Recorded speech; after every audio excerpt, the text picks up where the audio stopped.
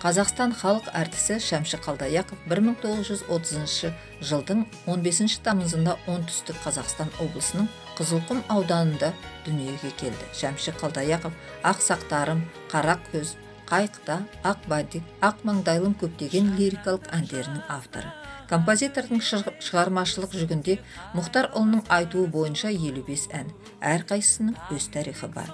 Қыз сағынышы Майра Аймановаға сол кезде Әсенәлі Әшімовтің жас әйелі, Тамды ару Қадыр Мырзалиевтің Өзбекстандағы қазақтарға Ақ жерке, Ақ жайық, Сыр бойы әндеріне арналған. Арыс жағасында Арайлым ақ келес ел аралап шыққан кейін дүниеге келген.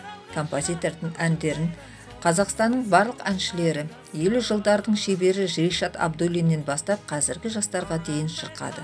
Бірақ елдегі ең танымал композитор ешқашан композиторлар одағының мүшесі бола алмады. Шәмші ағаға бұл атақ қайтыс болғаннан кейін ғана берілген тәуелсіздік жылдарында. Ал оған республиканың халық әртісі атағы өлімінен 2 ай бұрын оның ауыр науқасы туралы білгеннен кейін берілді. Елде қазақ вальсінің жазушысын білмейтін бірде-бір адам жоқ. Оның "Менің Қазақстаным" әнінің алғашқы жазбалары барлығын орнынан тұруға шақырады. Бұл республикамыздың қазіргі әнұраны.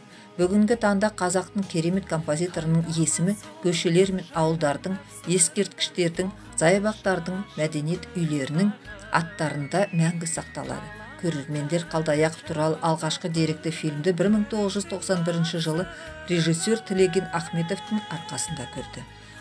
Шәмші Қалдаяқов біздің үлкен ұлттық мақтанышымыз. Ол және оның қызметі біздің мәңгілік құндылықтарымыз. Оны мақтан етуге құқымыз бар. Оны құрметтеуге және сақтауға біздің адамдық және азаматтық парызымыз.